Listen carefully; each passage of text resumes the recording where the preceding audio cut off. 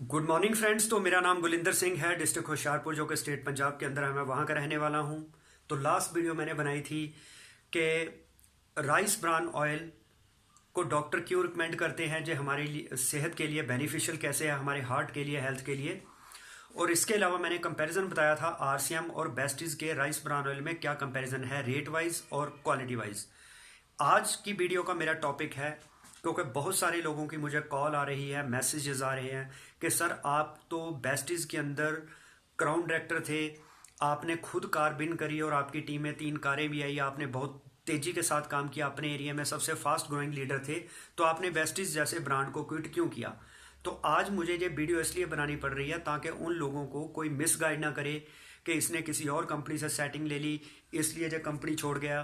तो मैं वो सारी बातें आपको क्लियर करना चाहता हूँ। ऐसा कुछ नहीं है कि मुझे किसी कंपनी से सेटिंग मिली या इस तरह की कोई नेगेटिव बातें अगर आपको बोलता है तो हो सकता है हमारे कैरेक्टर के खिलाफ भी लोग आपको कुछ उल्टा सीधा कहते हों। तो मैं आज वो क्लियर करना चाहूँगा। सबसे पहले मैंने मैकेनिकल इंजीनियरिंग की है, उसके बाद मैं इंडस्ट्री में रहा 2 साल एरिया इंचार्ज। उसके बाद मैंने मैकेनिकल इंजीनियरिंग उसके बाद मैं 1 साल कॉलेज के अंदर लेक्चरर रहा, 1 साल मैं आईटीआई के अंदर प्रिंसिपल भी रहा। तो 4 साल नौकरी करने के बाद मुझे एक चीज़ समझ आई कि इस दुनिया का अमीर बंदा बिजनेस करता है, तो मुझे बिजनेस करना पड़ेगा। तो फिर सोचा बिजनेस किया कौन सा जाए, क्योंकि बिजनेस करने के नाम पे बहुत सारी इन्वेस्टमेंट। तो जब हम इन्वेस्टमेंट करते हैं उसके बाद रिस्क होता है, उसके बाद कंपटीशन होता है, एरिया लिमिटेड होता है, टाइम बाउंड होता है। तो बहुत सारी बिजनेस की नॉलेज ना होने से बिजनेस डूब जाता है। तो फिर सोचा कि बिजनेस कौन सा किया जाए। तो जब मेरे सामने नेटवर्क मार्केटिंग का कंसेप्ट आया कि विदाउट इन्वेस्टमेंट, विदाउट रिस्क, आप टीम बनाते हुए पूरे वर्ल्ड में बिजनेस फैला सकते हैं और अपने सपने पूरे कर सकते हैं। तो मुझे ये एक फार्मूला अच्छा लगा कि टाइम मल्टीप्लिकेशन अगर होगी तो पैसा मल्टीप्लाई तब होगा। अकेले मेहनत करने से कभी भी टाइम मल्टीप्लाई नहीं होगा। तो हम एक्टिव इनकम की बजाय अगर पैसिव इनकम लेना चाहते हैं तो टीम बनानी पड़ेगी। तो मैं 11 साल पहले इस इंडस्ट्री में आया था। तो पहले हमने कई लोकल कंपनियों में काम किया, हालांकि हम लोकल कंपनियों में टॉप लीडर रहे, कंपनियों में ट्रेनर भी रहे, प्रमोटर भी रहे।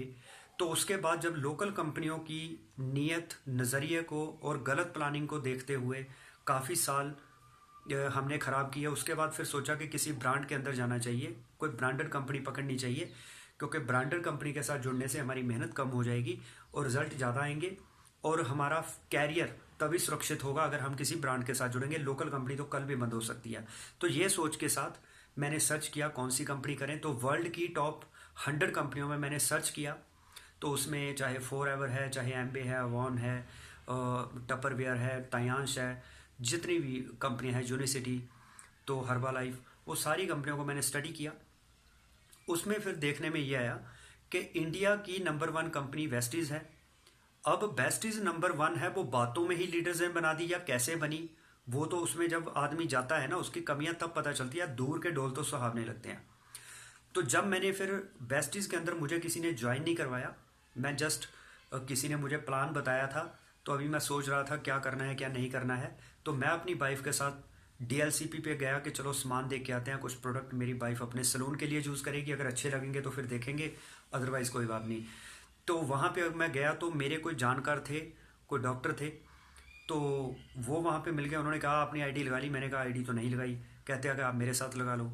तो मुझे ये लगा कि चलो हमने तो कहीं भी काम करना है एज ए इंडिपेंडेंट, तो चलो ये हमारे पुराने जानकार हैं तो यहाँ पे आईडी लगा लेते हैं। तो ये मेरी एक गलती थी। जो जैसे कोई फ्रेशर आदमी होता है वो किसी भी कंपनी को बाई चांस नहीं, बाई चॉइस नहीं करता है, बाई चांस करता है। कोई ना कोई रिलेटिव हमारे घर में प्लान लेके आ जाता है तो हमें सिर्फ उसका मान रखने के लिए कुछ सामान लेना पड़ता है, बाद में वो हमारे पीछे पड़ता है आप काम करो। तो मेरे 10 साल के तजुर्बे के बाद भी मुझसे यही गलती हो गई कि मैं एक गलत अपलाइन के साथ जुड़ गया। हालांकि जो डॉक्टर थे उनके साथ तो मेरा तालमेल अच्छा है, लेकिन जो उनके ब्रदर थे 8 महीने में उन्होंने 6,000 से ज़्यादा पैसा नहीं कमाया था। 6,000 रुपये वो स्ट्रगल कर रहे थे, उस समय क्विट करने वाले थे, उनकी टीम भी छोड़ के जा रही थी।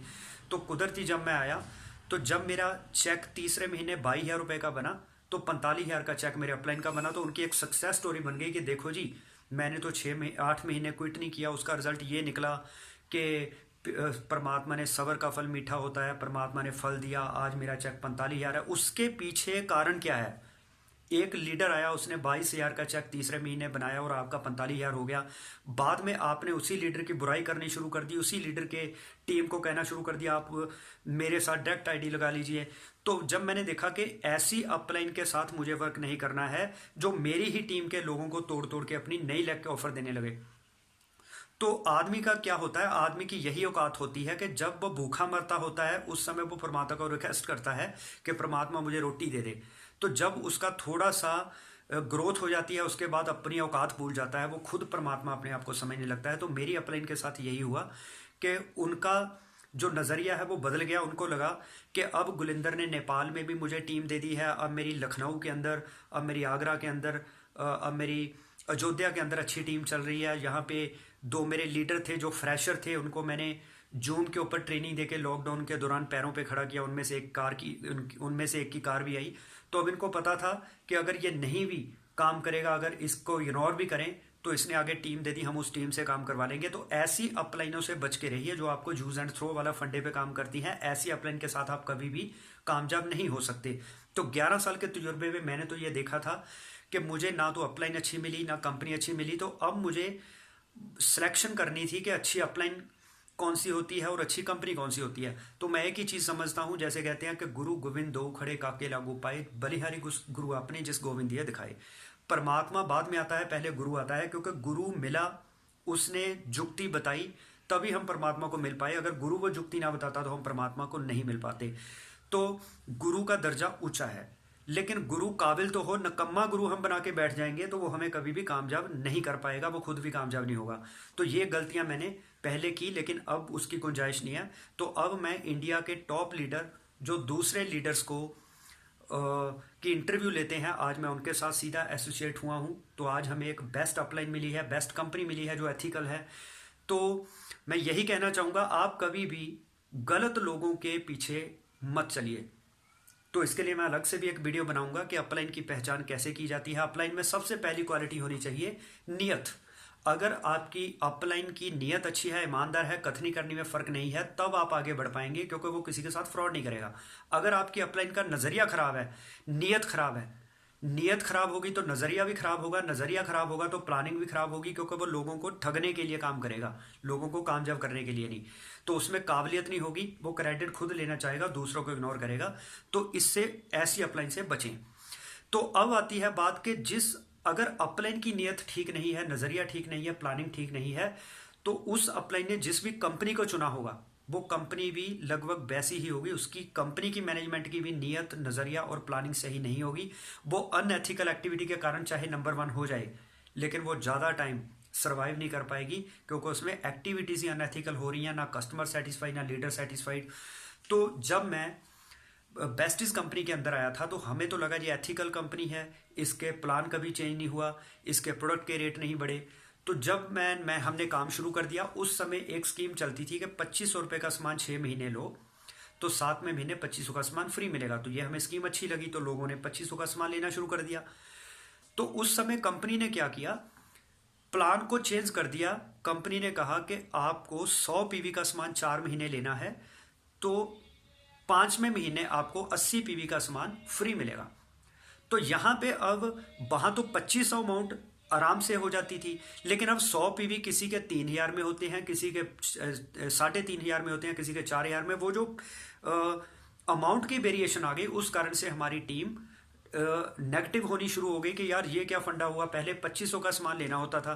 फिर कंपनी ने कंडीशन लगा दी, आपको राइस ब्रान ऑयल इतने मिलेंगे, साबुन इतने मिलेंगे, पेस्ट इतने मिलेंगे। तो लोगों पे जब कंडीशन लगी, वो कहते हैं यार सामान भी अपनी मर्जी का नहीं ले सकते, लेना भी, अमाउंट भी इतनी बन रही है।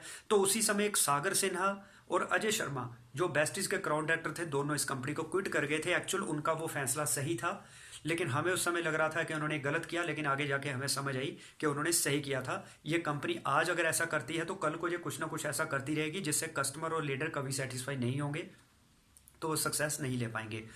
इसके बाद दूसरी बात क्या है कि पहली तो बात ये हो गई कि इस कंपनी ने वो ऑफर को बंद किया।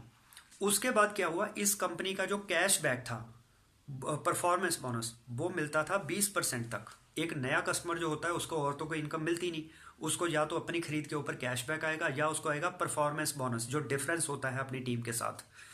तो इस प्लान की सबसे बड़ी प्रॉब्लम है क्यूमुलेटिव प्लान की। इसमें आपकी हर महीने सेल जुड़ जुड़ के आपका रैंक प्रमोट होता रहता है। तो रैंक प्रमोट होने की दिक्कत क्या है, आप कहने को तो ब्रॉन्ज सिल्वर गोल्ड डायरेक्टर बन जाते हैं, लेकिन आपको पैसा कोई आता नहीं होता। तो रैंक के लिए हम इस कंपनी में नहीं आए, हम तो आए थे पैसा कमाने के लिए। तो हुआ क्या, उसमें रैंक तो सभी को मिल जाता है जी, मैं ब्रॉन्ज डायरेक्टर हूँ, मैं सिल्वर डायरेक्टर हूँ, लेकिन पैसा कितना आता है, जीरो, क्योंकि कंडीशंस ऐसी हैं। तो उसमें हुआ क्या कि 20% कैशबैक को घटा के कंपनी ने कितना कर दिया, 11%। तो अब होना तो ये चाहिए था, जो नए लोग आएंगे उनके लिए ये प्लान रखिए कि वो 11% मिलेगा, उनको 20% नहीं मिलेगा। लेकिन जो लोग कर चुके हैं 20%, उनको तो 20 पे रखिए, उनको आपने क्यों 11 पे ले आए। तो इसका मतलब ये हो गया कि पहले अगर मान लीजिए 100 पीवी की लोग शॉपिंग करते थे, 100 लोग, तो 10,000 बीवी के ऊपर बंदा ब्रॉन्ज डायरेक्टर बनता था। 100 लोगों की उसकी टीम मान लो बन जाती थी, अगर वो 100 पीवी की शॉपिंग करते, अगर वो 30 पीवी की शॉपिंग करते थे, वो टीम 200-250 लोगों की हो जाती थी। तो 20% लेवल तक पहुंचने के लिए लोगों को टाइम लगता था, उतने टाइम में टीम का माइंड सेटअप भी हो जाता था, टीम थोड़ी एजुकेट हो जाती थी।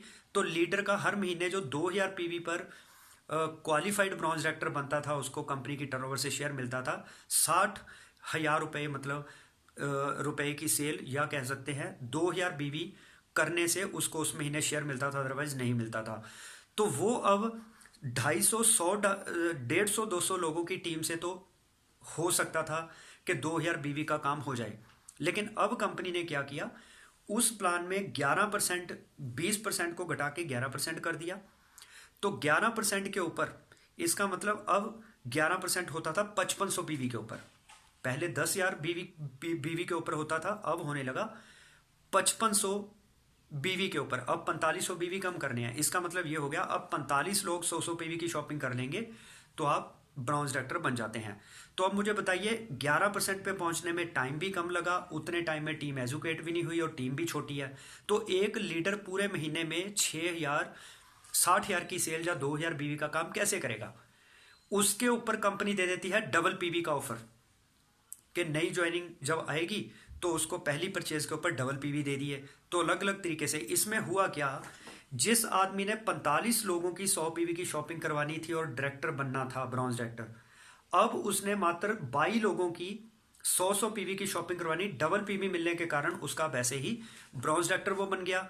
अब उसकी टीम पहले जो 100 लोगों की बनती थी 100 पीवी पर, अब वो बन गई 23 लोगों की टीम पे, वो डायरेक्टर बन गया। अब मुझे बताइए, कहां पे 100 लोगों की टीम, कहां पे 23 लोगों की टीम। अब 23 लोगों की टीम ना तो इतने थोड़े कम समय में एजुकेट हुई, ना वो टीम ज़्यादा बड़ी है। तो अब ये लीडर हर महीने 60,000 बिजनेस वॉल्यूम कैसे निकालेगा, या फिर ये 2000 बीवी हर महीने कैसे निकालेगा। इसका मतलब ये हो गया कि मुर्गा हलाल करने की वाली बात, खुद फंसो और दूसरों को फंसाओ। तो इससे होगा क्या कि कहने को तो ब्रॉन्ज डायरेक्टर बन गए, पैसा किसी को कोई आता नहीं है, तो इससे ऐसे ही लोगों को फिर सिखाया जाता है 3 से 5 साल का पेशेंस रखिए। वो बेचारे भोले वाले लोग जो फ्रेशर होते हैं, उनको बीच की बात पता नहीं होती, वो अपने 2-2, 3-3 साल, 4-4, 5-5 साल खराब करते हैं। फिर उनको समझ आती है कि यार हम तो गलत अपलाइन और गलत कंपनी में के पीछे लग गए। तो ये चीज़ हमें जब क्लियर हुई, उसके बाद कंपनी ने एक नया बोनस शुरू किया, team building bonus. Team building bonus मिलता है अगर 2000 की बजाय एक ब्रॉन्ज डायरेक्टर 2600 बीवी कर लेता है, तो उसको कंपनी की टर्नओवर से कुछ शेयर, 2% में से शेयर अलग मिलता है। तो होना तो ये चाहिए था कि 2600 बीवी की बजाय आदमी 1000 बीवी करे तो उसको टीम बिल्डिंग बोनस मिल जाएगा। तो अगर वो 2000 बीवी कर लेता है तो उसको साथ में डायरेक्टर बोनस भी मिल जाएगा। तो कंपनी ने किया क्या, लोगों से तो पहले ही 2000 बीवी नहीं हो रहे, तो उन्होंने 2600 बीवी पर अगला बेनिफिट दे दिया। 2000 तो हो नहीं रहे, 2600 कैसे करेंगे। तो मतलब कुल मिला के लोगों को गदी गेड़ में डाल दिया, बेवकूफ बना दिया। तो लोगों से काम हो नहीं रहा, तो नेगेटिविटी ज़्यादा है। तो जब हमने देखा कि ये कंपनी कहने को तो ये कहती है कि हमने प्लान कभी चेंज नहीं किया, अपडेशन के नाम में ये तीसरे दिन प्लान चेंज कर रहे हैं, तो ऐसी कंपनी में ग्रोथ कैसे होगी। इसी कारण से ही एक लीडर हैं राहुल मकरानी। तो राहुल मकरानी अपनी 4 लाख लोगों की टीम के साथ शिफ्ट हो गए बिनफिनिथ में, क्योंकि उनको लगा कि अगर कंपनी ने तीसरे दिन प्रोडक्ट के रेट ही बढ़ाने हैं, अनएथिकल एक्टिविटी होनी है, या अपलाइन का बिहेवियर अच्छा नहीं है, तो प्लान चेंज कर दिया, कभी प्रोडक्ट के रेट बढ़ा दिए, तो ऐसी कंपनी में काम करने का कोई फ़ायदा नहीं। यहाँ पे है टाइम वेस्टेज। और 6 लेग लीडर तो चला सकता है, आम लोगों से तो 2 लेग चलानी भी मुश्किल होती है उनको, तो 6 लेग कहाँ से चलाएंगे। तो इसलिए जो समझदार लीडर है वो बेस्टीज में आए जरूर, लेकिन बाहर निकल गए, क्योंकि उनको पता चल गया कि 6 लेग हर लीडर के बस की बात नहीं है। वो सिर्फ आम लोग जो हैं वो 2 लेग तो चला सकते हैं, 6 लेग 16 लेग नहीं चला सकते। तो इसलिए वो मूव कर गए बिन फिनत कंपनी में। तो राहुल मकरानी जब मूव हुए तो उनकी डाउनलाइन थे मोहसिन शेख, तो उनके ऊपर एक उनकी अपलाइन थी सरिता राज। तो सरिता राज की डाउनलाइन थे राहुल मकरानी। तो सरिता राज को तो वैसे ही काफ़ी लॉस हो गया जब राहुल मकरानी बाहर गए, तो अब मोहसिन शेख उनकी डाउनलाइन में थे। तो कंपनी ने, जो सुनने में आया है कि कंपनी ने मोहसिन शेख की आईडी पवन मलिक के डायरेक्ट लगा दी उसका चेक बनाने के लिए। तो इससे सरिता राज का चेक जो 10 लाख के आसपास था, 1 साल बाद वो 2 लाख के पर आ गया। तो मुझे बताइए, जिस लेडी ने इतनी मेहनत की हो, तो ये मैं नहीं कहता, उसकी फेसबुक आईडी अगर आप देखेंगे सरिता राज की, तो उन्होंने सारी पोस्ट डाल रखी है। कंपनी चाहे 17 साल पुरानी हो, चाहे 17 महीने पुरानी हो, अगर लेग शिफ्टिंग होनी है, एम्बेसडर के कहने पे अनएथिकल एक्टिविटी होनी है, मैनेजमेंट ने एम्बेसडर की ही बातें माननी है, आम कस्टमर को नहीं देखना, तो ऐसी कंपनी में सिक्योरिटी की बातें भूल जाइए। जो सिर्फ कहने को है, इसमें सिक्योरिटी कुछ नहीं मिलती। तो इसलिए दूसरा बेस्टीज के लीडर ये कहते हैं कि किसी भी कंपनी का इंफ्रास्ट्रक्चर उसकी पावर होता है कि उसके सामान की अवेलेबिलिटी कहाँ पे है। तो मैं कहूँगा कि आरसीएम कंपनी का इंफ्रास्ट्रक्चर बेस्टीज से कहीं बड़ा है, क्योंकि बेस्टीज के पास 4000 डीएलसीपी है, लेकिन आरसीएम के पास 11000 डीएलसीपी है। तो मुझे बताइए इंफ्रास्ट्रक्चर किसका स्ट्रांग हुआ।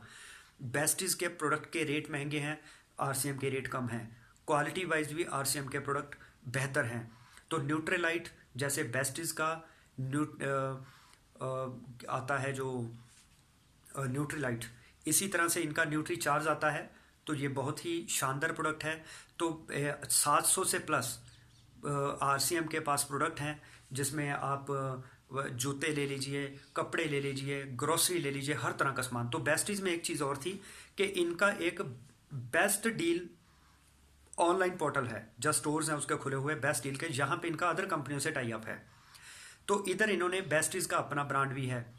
तो हम चाहते थे कि ये जो ऑफर अलग अलग निकालते हैं, बेस्ट डील की खरीदारी अलग करनी पड़ती है, बेस्टीज की अलग करनी पड़ती है। हम चाहते थे कि आप 100 पीवी दोनों के मिला के ऑफर दीजिए, कि बेस्ट डील चाहे बेस्टीज दोनों का सामान मिला के ऑफर दीजिए। तो कंपनी ने वो भी नहीं किया। इसका मतलब कंपनी चाहती इधर से भी पैसा कमाओ, उधर से भी कमाओ, कस्टमर का डबल पैसा खर्चा करवाओ।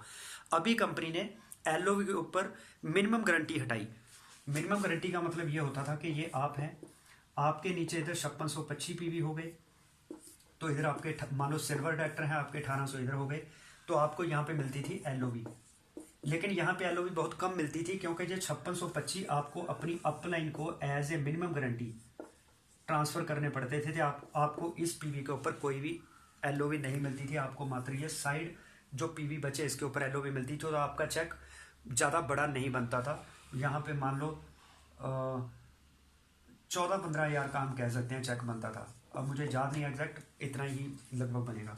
तो कंपनी ने क्या किया, जब मिनिमम गारंटी हटा दी, कि अब अगर ऐसा केस बनेगा कि इस लीडर ने 5625 पीवी किए और इधर साइड मेंटेन भी हुई, तो अब उसको 5625 पीवी ऊपर भेजने की जरूरत नहीं है, ये इसके पास ही रहेंगे। इसको एलओवी इन सभी पॉइंट्स के ऊपर मिलेगी। इसके पीछे कंपनी की मंशा को समझिए। मंशा क्या है?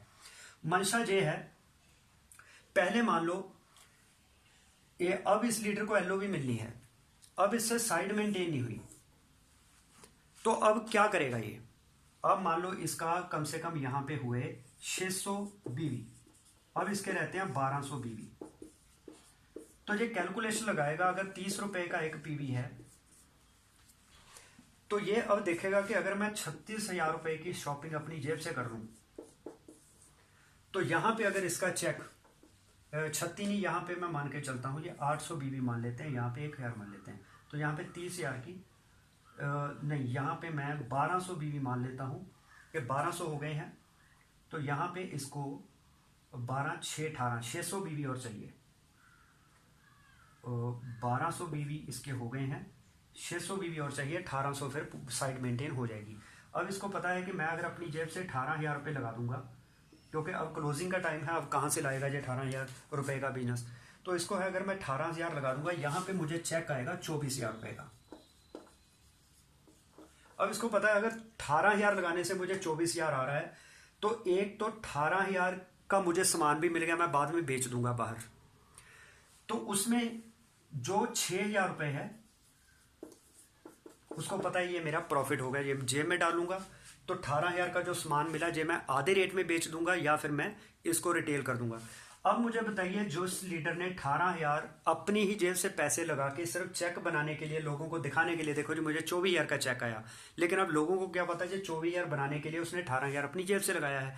हो सकता है उसने 24,000 लेने के लिए 24,000 ही लगाया हो, सिर्फ उसको यह था कि वैसे तो इनकम जीरो रहेगी, तो अगर मैं लगाता हूँ कम से कम मुझे 18,000 का सामान मिल गया। तो अब ये सामान मार्केट में बेचेगा 50% लेस पे।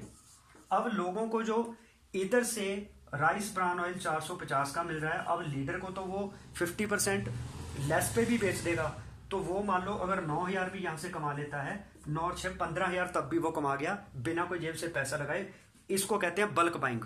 तो जब ऐसी कंपनियों में बल्क बाइंग होगी, तो मुझे बताइए बाहर मार्केट में जो डीएलसी पे प्रोडक्ट मिलेगा वो बाहर आधे रेट में मिलेगा। अगर चाय पत्ती 150 की है, अगर बाहर किसी किराने वाले को वो लोगों को 100 रुपए की दे रहा है, तो बताइए हमारा बिजनेस कैसे बिल्ड होगा? लोग वहां से लेंगे, फिर यहां से क्यों लेंगे? यही कारण है बल्क बाइंग का सबसे बड़ा नुकसान ये है।